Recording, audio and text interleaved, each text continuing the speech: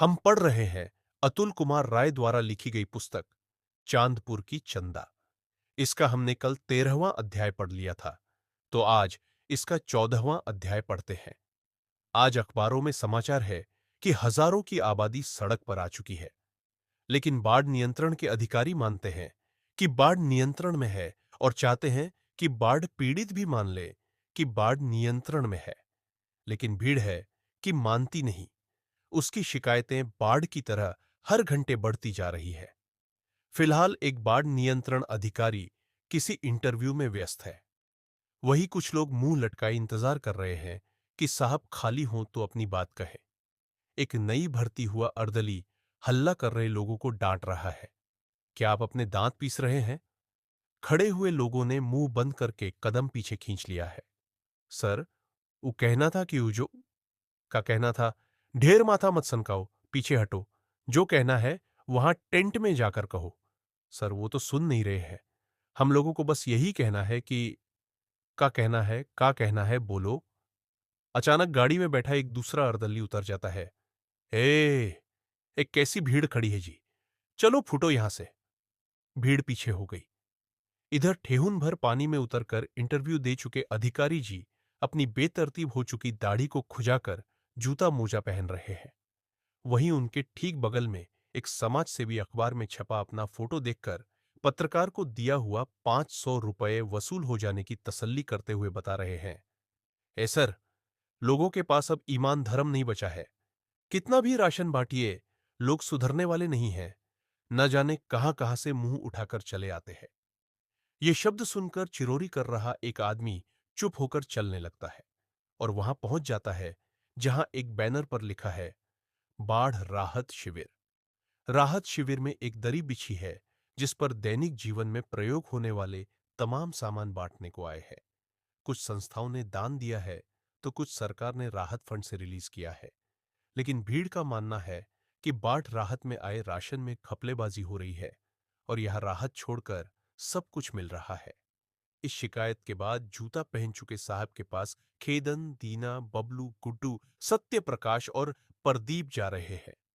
ए साहब, राहत का सामान उनको नहीं मिल रहा है जो पीड़ित है। साहब खिसिया रहे हैं। राहत का सामान कैसे मिलेगा जब आप लोग सामान लूट लेंगे, बताइए।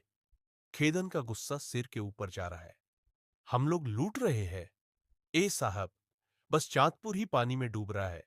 अभी हमारा ईमान धर्म सिर माथे पर है। जाकर पूछिए कि जब डीएम ने आदेश दिया है कि 24 घंटा भोजन फ्री रहेगा, तो 11 बजे ही खाना क्यों खत्म हो जा रहा है? आटा चावल और आलू में घपलेबाजी कौन करवा रहा है? चावल दाल में कंकड़ पत्थर क्यों मिलता है? पूछ दो कि खाना है तो जवाब में डांट और फटकार क्यों मिल रहा है? यही राहत है आपका? अचानक बोल रहे खेदन को चुप कराकर सत्य प्रकाश बीच बहस में कूद गया। ए सर, आटा चावल तो छोड़िए, जानवरों का चारा भी जानवर से पहले आदमी ही खा रहे हैं। किसी को किरासन तेल नहीं मिलता तो कोई दूध के पैकेट और बिस्कुट बिलेक बेच रहा है। ऐसा ही पर साल की बाढ़ में हुआ। सारा बाढ़ राहत का अनाज महाराजपुर का बनिया बेचा और बेचकर साहतवार में जमीन खरीद लिया। जो उसको बेचा वो बलिया शहर में जमीन ले लिया और हम लोग आज भी उसी तरह डूब रहे हैं। ए सर, चांदपुर के नसीब में बस बाढ़ है, राहत नहीं। इतना सुनने के बाद अफसर साहब के माथे का पसीना उनकी तोंद पर टपक रहा है। देखिए भाई, चिल्लाइए मत। एक आदमी बोलिए, वरना हम आज बीपी की दवा खाना भूल गए हैं। शुगर अलग ही बढ़ा हुआ है। हमको कुछ हो गया तो उसके जिम्मेदार आप लोग होंगे। आपको क्या लगता है कि आप ही लोग बाढ़ में डूब रहे हैं? केवल बिहार में ही 25 लाख से ज्यादा लोग बाढ़ से पीड़ित हैं।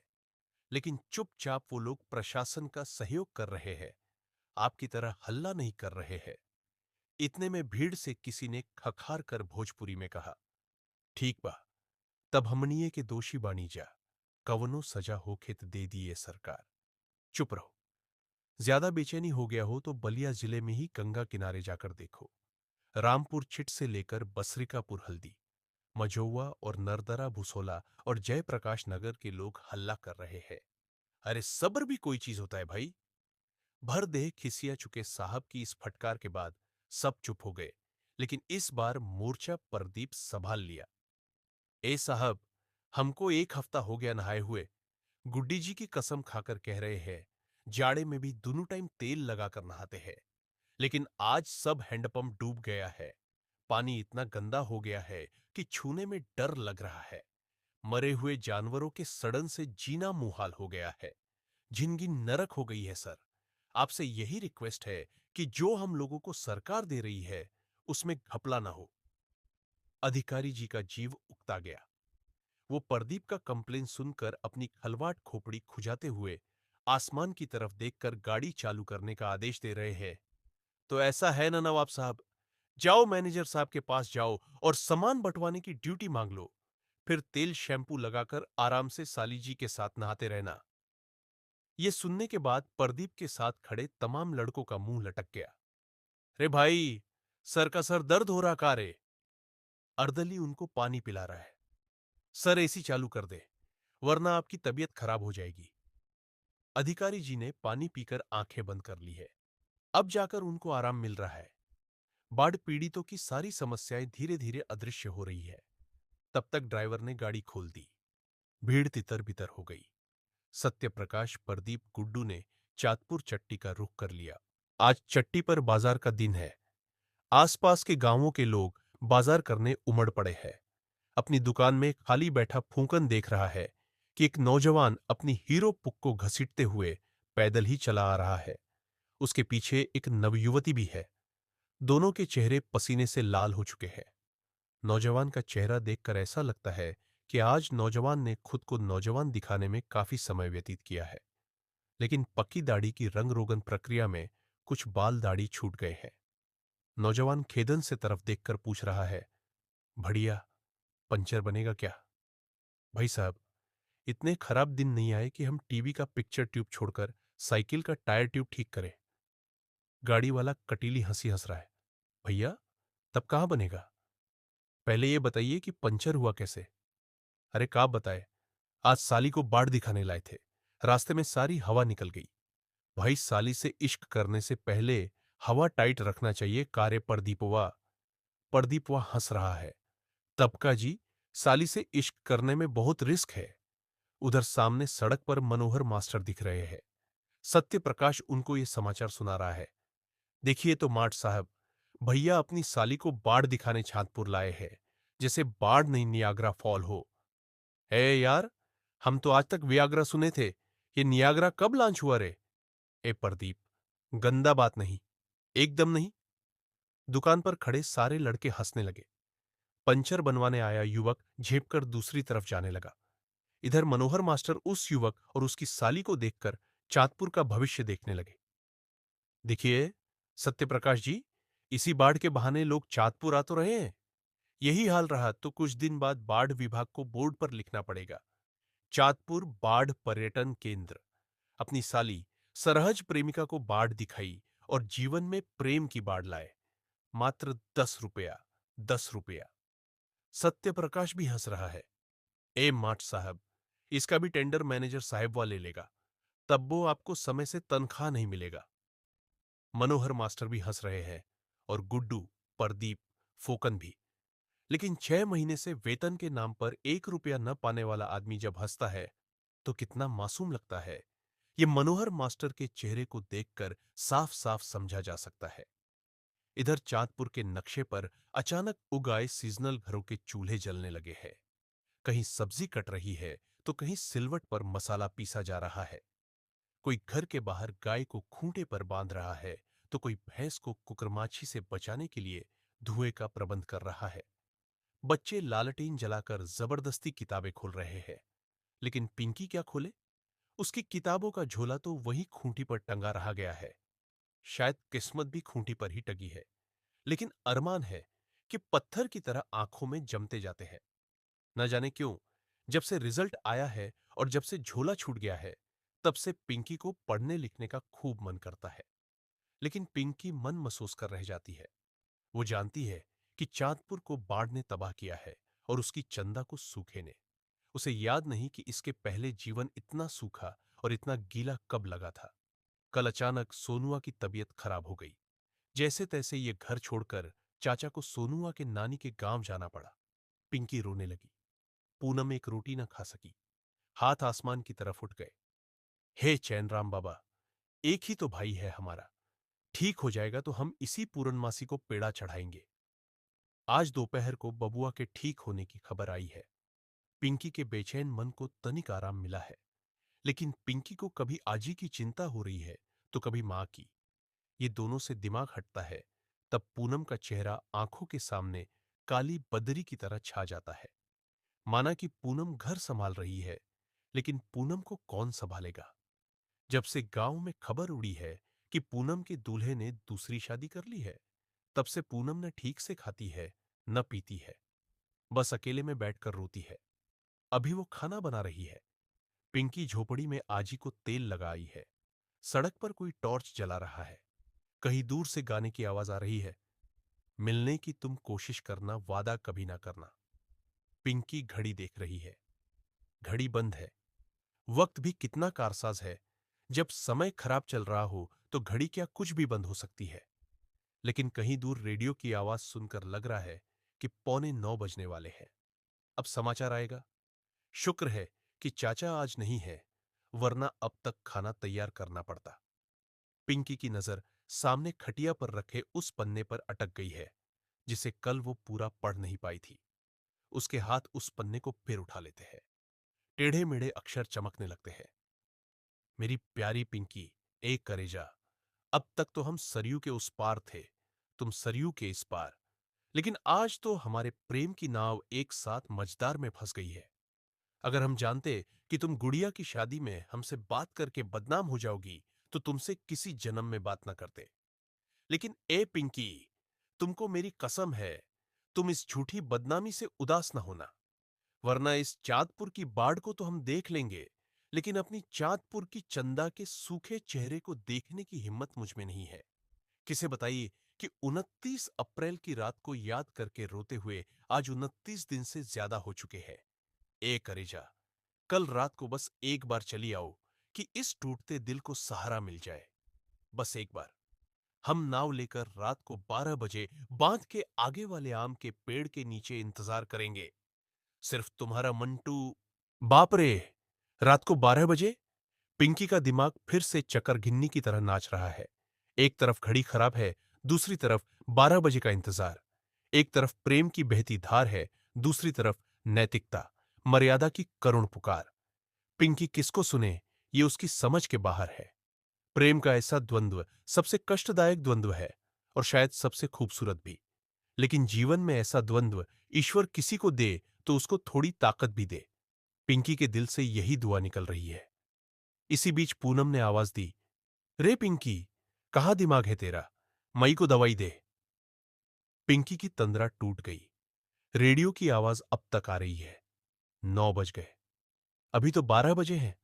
बांध पर गाड़ियों की चहल पहल कम हो रही है। बगल के गांव से आटा चक्की चलने की आवाज आ रही है।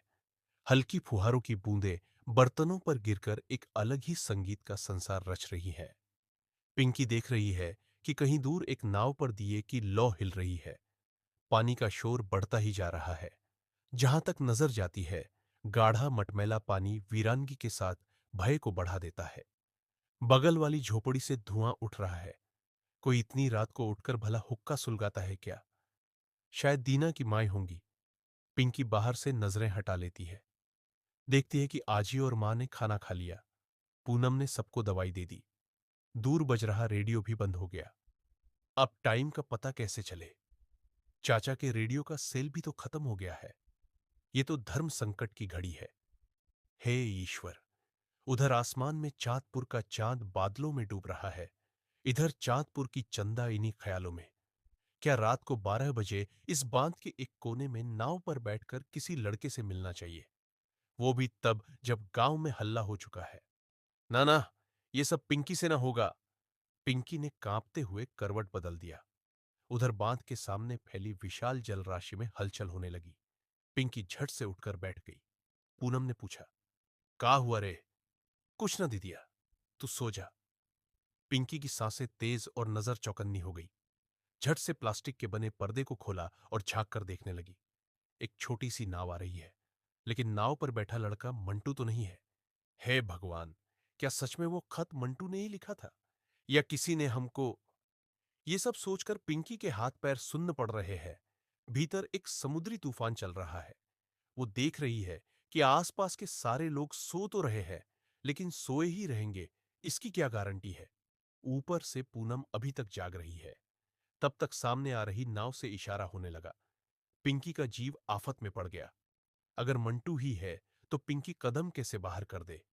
कहीं चाची जान गई तो इसी बाढ़ में डूबना पड़ेगा। उधर बार बार नाव पर बैठा लड़का इशारा कर रहा है। इधर पिंकी 2 कदम बढ़ा रही है, फिर पीछे कर ले रही है। समझ में नहीं आ रहा है कि हाथ से इशारा कर रहे लड़के को वो कैसे बताए कि ये लोकलाज के कदम है बबुआ, जो किसी लड़की के पैर में आकर अपने आप बंध जाते हैं। और इस बंधन को तोड़ना मेरे लिए कतई आसान नहीं है। लेकिन सामने नाव पर बैठे लड़के का चेहरा बार बार किसी शांत नदी में उगे खूबसूरत द्वीप सा अचानक प्रकट हो जाता है। पिंकी बार बार खुद से पूछने लगती है, क्या जरूरत है मुझे इतना प्रेम करने की, उस प्रेम के तूफान में मेरे धैर्य की परीक्षा लेने की। मंटू ने तीसरी बार इशारा किया। इस बार के इशारे में जरा सा गुस्सा है, बेकरारी है, और शायद उम्मीदें भी।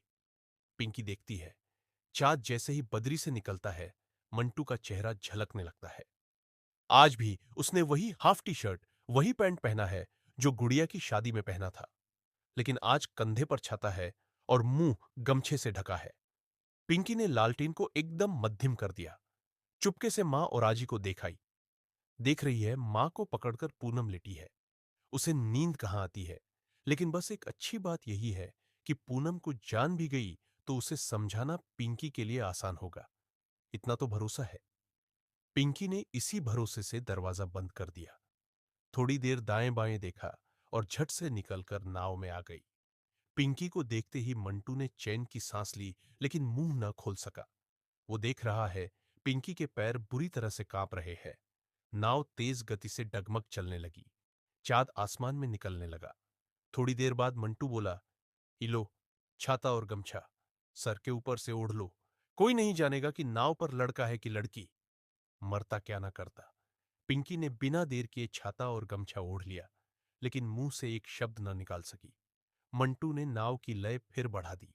इधर पिंकी चेतना शून्य होकर मटमैली जलराशि को देखने लगी। थोड़ी देर दोनों खामोश रहे। पिंकी ने देखा, उसकी मड़ई में दिया तो बुझा है, लेकिन सामने वाली झोपड़ी का दिया जल उठा है। उसका दिल जोरों से धड़कने लगा। हे भगवान, ये कौन उठ गया? मंटू ने स्थिति को भांप लिया। ए पिंकी, घबराना मत, हम छुएंगे नहीं तुमको, वादा है। इतना कहकर उसने नाव की चाल फिर बढ़ा दी और बांध से करीब 100 मीटर दूर एक टीले नुमा जगह पर झुरमुटों के बीच आकर बोला, लो, अब यहां ढोलक बजाकर ब्याह के गीत गाओगी तो भी ना कोई देखने आएगा न सुनने आएगा। और वो देखो, सामने हमारा तुम्हारा बाढ़ राहत वाला घर भी दिख रहा है। भय से सिकुड़ी पिंकी को हंसी आ गई, लेकिन आवाज मुंह में ही रह गई। जबान न खुल सकी। मंटू का धैर्य टूटने लगा। उसने अपने दोनों हथेलियों को पिंकी के चेहरे की तरफ बढ़ा दिया। ए करेजा, अब तो बोल दो, अब तो मोनिया बाबा मत बनो। छुई मुई सी पिंकी सिकुड़ गई। सांसें रुक सी गई। पीठ जलने लगी। एकदम बेशर्म हो गया। अभी तो वादा किया कि एक करेजा छुएंगे नहीं। अब क्या हुआ? हम गलती की तुम पर विश्वास करके। मंटू ने झट से हाथ हटा दिया और हाथ हटाकर थोड़ा दूर खिसक गया, मानो कितनी बड़ी गलती हो गई हो। उसकी जबान लड़खड़ाने लगी। यार, हम तो तुम्हारी आंखों को छूकर देख रहे थे कि हमारी करेजा कहीं रो तो नहीं रही है। शिव जी की कसम, माई की कसम। माई की कसम सुनते ही पिंकी का सारा गुस्सा और भय काफूर हो गया। ऊपर आसमान में चांद और तेज चमकने लगा। बड़ी देर तक दोनों चुप रहे। क्या बोले और क्या सुने, ये समझ के बाहर था। हवा तेज चलने लगी। टीले की झाड़ियों में छिपे कीट पतंगों की आवाजें तेज हो गईं। मंटू ने धीरे से कहा, ए करेजा, बोलो ना कुछ। गत्त, ई का हमको करेजा करेजा कहते हो जी। हमको बहुत लाज लगता है और गुस्सा भी आता है। अच्छा अच्छा लाज लगता है हमारी करेजा को। तो का कहें हम अपनी करेजा को? चुप रहो, कुछ मत कहो। ना ना, हम तो अपनी करेजा को करेजा ही कहेंगे। हम इंग्लिश मीडियम तो है नहीं कि डियर डार्लिंग कहे। और डार्लिंग कितना खराब लगता है जी। फिल्मवा में देखती हो जो बॉडी पहनकर डांस करती है, उनको विलेन व सब डार्लिंग कहता है। हम तुमको वही कहें, बताओ। तुम तो मेरी सिया सुकुमारी हो ना, तुम पर तो करेजा ही मैच करता है। पिंकी को हंसी आ गई, एक निडर दोष हंसी। प्रेम के सारे तार झंझना उठे। मंटू की ये बातें दिल को छूने लगी, लेकिन दिल मड़ई में जल रहे दिए सा हिलता रहा। उसने झट से कहा, कुछ मत कहो, हमें बस रोने का मन कर रहा। तो ठीक है, रो, तनी तेज तेज रोना। थोड़ा हम भी तो देख ले कि मेरी करेजा रोती है तो कैसी लगती है। 777 पिंकी को इस बात पर हंसी छूट गई। भक, बहुत बदमाश हो तुम। मंटू मुस्कुराने लगा, मानो आज कितना बड़ा अवसर मिल गया हो। आपको पता है कुमारी चंदा जी, जब हम अपने करेजा के खून से आपको पहला लेटर लिखे थे और लिखने के 3 महीना बाद आपको दिए थे और देने के 3 महीने बाद तक आपने उसे देखा तक नहीं था, तब हमें भी इसी तरह रोने का मन किया था। पिंकी सिर झुकाए खामोश रही। कुछ देर बाद गंभीर होकर बोली, तो आज बदला ले रहे हो क्या? तुम क्या जानोगे मेरी मजबूरी? मंटू ने पैर के ऊपर पैर रखकर हाथ को गाल से सटाकर कहा, अच्छा, तुम भी मेरी मजबूरी कहां समझती थी? हम भी तो कुमार सानू का गाना बजाकर बस चाँद की तरफ देखते थे और सोचते थे कि हे डीए बाबा, आसमान में बैठे चाँद से मिलना आसान है, लेकिन ई चांदपुर की चंदा से नहीं। ये सुनकर पिंकी खिल उठी। हाँ है, परीक्षा में उपमा अलंकार तो नहीं लिखना आया ना? और आज देखो तो बातें कैसी फिल्मी निकल रही है। मंटू हंसने लगा, मानो न जाने कौन सा रस बरस गया हो। भीतर गुदगुदी सी उठने लगी। इधर पिंकी देखने लगी, कभी पानी पर पड़ती शीतल मंद चांदनी को, तो कभी मंटू के मासूम चेहरे पर फैल रही मुस्कान को, कभी पेड़ों की सरसराहट को, तो कभी असंख्य कीट पतंगों की आवाज को। दोनों बहुत देर तक खामोश रहे, मानो प्रेम की भाषा का व्याकरण ही मौन हो गया हो। समझ नहीं आ रहा था कि क्या बोले कुमारी चंदा और क्या सुनाई शशि कुमार जी। एक के पास बातें थी जो कई रात सुनाई जा सकती थी, एक के पास बस खामोशी थी जो बाढ़ के पानी की तरफ बढ़ती जाती थी। मंटू ने बहुत देर तक सोचकर फिर कहा, एक बात कही पिंकी? क्या? वो सामने देख रही हो ना, उस पार? हम उल्लू नहीं हैं। अरे, वो मतलब नहीं, उसी के उस पार तो हमारा गांव है। अच्छा, तो मन कर रहा है कि तुमको दुल्हन बनाकर इसी नाव से लेकर अभी चले जाए। दुल्हन का नाम सुनते ही पिंकी का चेहरा शर्म से लाल हो गया। इस बार उसने कुछ बोलना चाहा लेकिन बोल न सकी। दोनों ने झट से खुद को संभाल लिया। अचानक पानी की लहरें तेज हो गई। सामने खड़ी नाव हिलने लगी। पिंकी ने कहा, देख लो बबुआ। क्या? यही कि हमारा प्रेम भी इसी नाव की तरह मझदार में है। एक किनारे हम और दूसरे किनारे तुम। एक भी इधर से उधर हुआ कि प्रेम की नाव डूब जाएगी। मंटू हंसने लगा, पगली हो तुम। नदी किनारे पैदा हुए हैं हम। हमको तुमको समुंदर भी नहीं डुबा सकता, तो इस बाढ़ की क्या औकात? मुझे भी तैरना आता है। तब क्यों ऐसा सोच रही हो? बताओ जरा।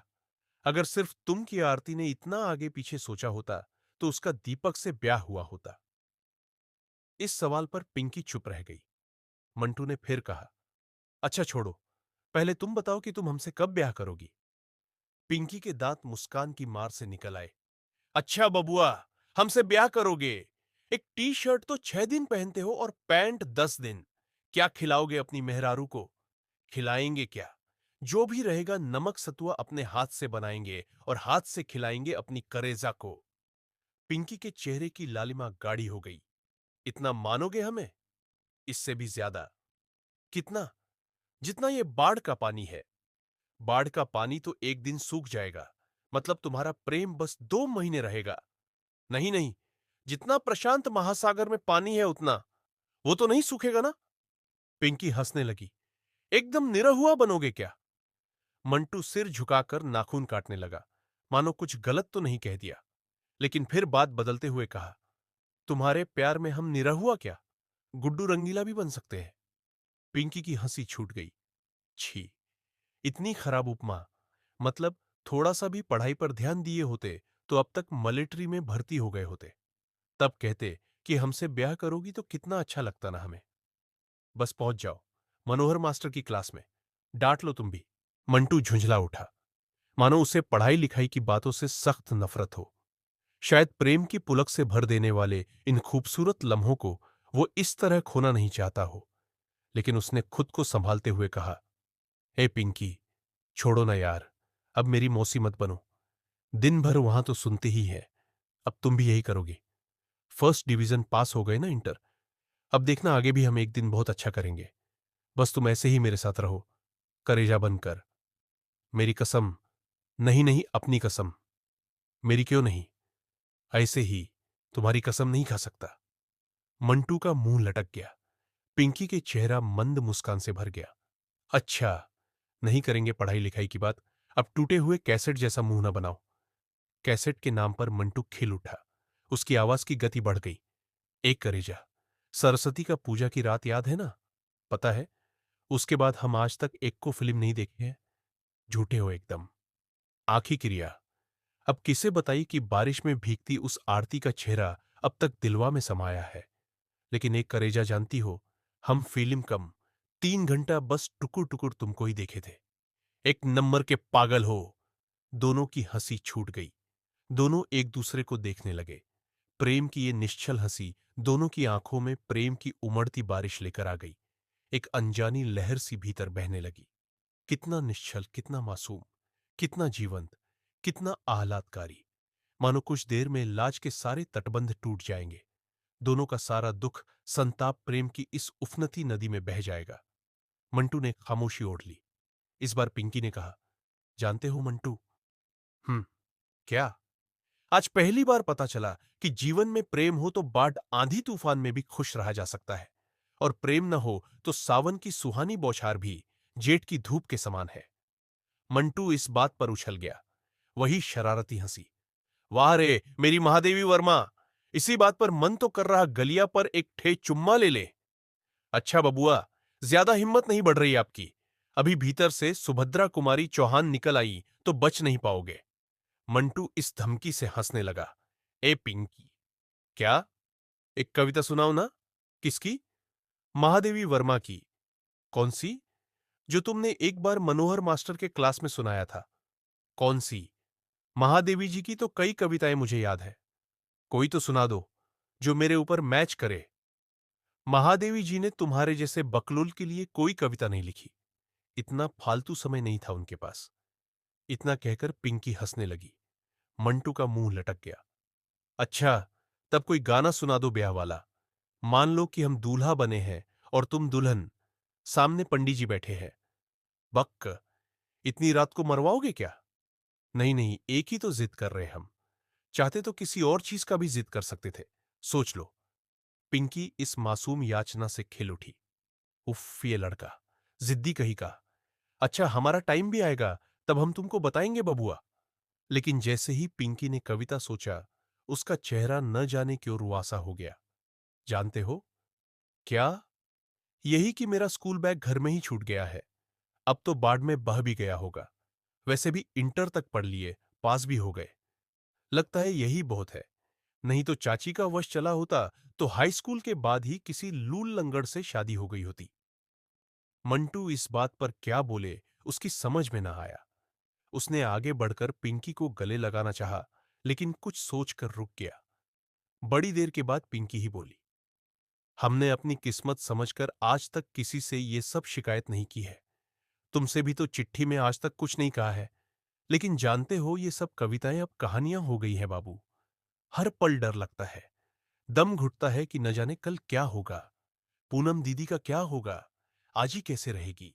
माई और चाचा का क्या होगा? कई बार तो लगता है कि इस जमाने में गरीब घर की लड़की होने से बुरा कुछ नहीं है। एक झटके में पिंकी की आंखें नम हो गई। मानो सारे आंसू अब धैर्य के बांध तोड़कर निकल ही आएंगे। मंटू का सिर झुक गया, मानो किसी गाड़ीवान ने गाड़ी को गलत दिशा में मोड़ दिया हो। मंटू को अपनी गलतियों पे पछतावा होने लगा। उसने पिंकी को रुला दिया। यह अपराध बोध गहराने लगा। मंटू एक पल बादल से घिरते आसमान को देखता रहा, तो दूसरे पल पिंकी के चेहरे की घनी उदासी को। मन तो करता कि इस हाथ से पिंकी के आंसुओं को पोंछ दे, लेकिन हाथ बार बार पीछे हो जाते। मंटू असहाय हो गया। ए करेजा, मत रोना। देखना, एक दिन सब ठीक हो जाएगा। तुम बताओ, हम अपना दुख किससे कहें? जानती हो, गुड़िया का समाचार सुनकर आज मौसा मौसी को चैन से सोए महीने दिन हो गया है। थाना कचहरी में क्या हो रहा, ये तो तुमको पता ही होगा। मुझे भी गांव में बच बचा कर ही रहना पड़ता है। अगर दुख को गाने से दुख खत्म हो जाता, तो दुख किसी के पास आता ही नहीं। अब तुम मुंह न बनाओ, वरना हमें भी रोना आता है। इतना कहकर उसने नजरें पिंकी पर गड़ा दी।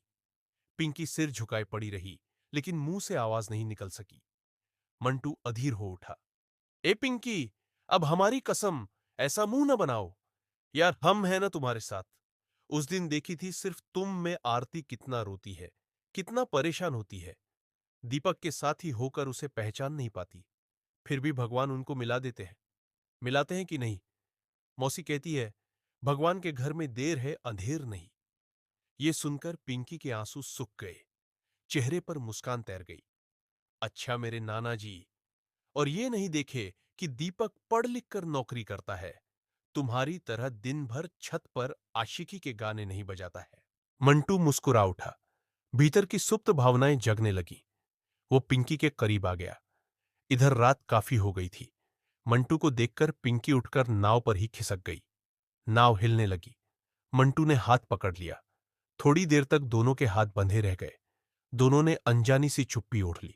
खामोशी और गाढ़ी हो गई। दोनों को कुछ सूझता न था।